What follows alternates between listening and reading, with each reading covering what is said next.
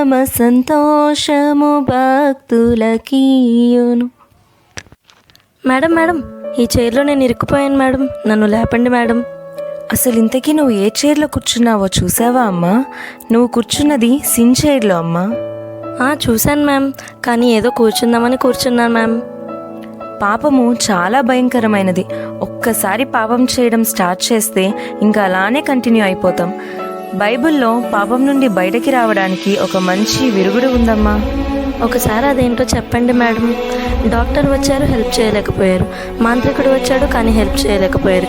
ఇంకా చాలామంది వచ్చారు మేడం, కానీ హెల్ప్ చేయలేకపోయారు. ప్లీజ్ మీరన్నా నాకు అది వినిపించి నన్ను ఈ చైర్ నుండి బయటకు లాగండి మేడం. యేసు రక్తము ప్రతి పాపము నుండి మనకి విడుదలనిచ్చును. నువ్వు నీ పాపాలు అన్నీ యేసయ్య దగ్గర ఒప్పుకుంటే దేవుడు నిన్ను ఈ సిన్ చైర్లో నుండి విడిపిస్తారు. అదొక్కటేనా మేడం మార్గం? ఇంకా వేరే మార్గం లేదా? పాపము నుండి విడుదల పొందటానికి ఇది ఒక్కటే అమ్మ మార్గము. సరే మేడం. యేసయ్యా, సారీ యేసయ్యా, నన్ను సిన్ చైర్ నుండి విడిపించండి. నా పాపాలన్నీ క్షమించండి యేసయ్యా. నా హృదయంలోకి రండి. నా పాపములన్నీ మీ రక్తంతో కడగండి యేసయ్యా. నా హార్ట్ మొత్తం క్లియర్గా ఉండేటట్టు సహాయం చేయండి యేసయ్యా. యేసునామంలో అడుగుచున్నాము తండ్రి, ఆమేన్. ఇప్పుడు లే అమ్మా.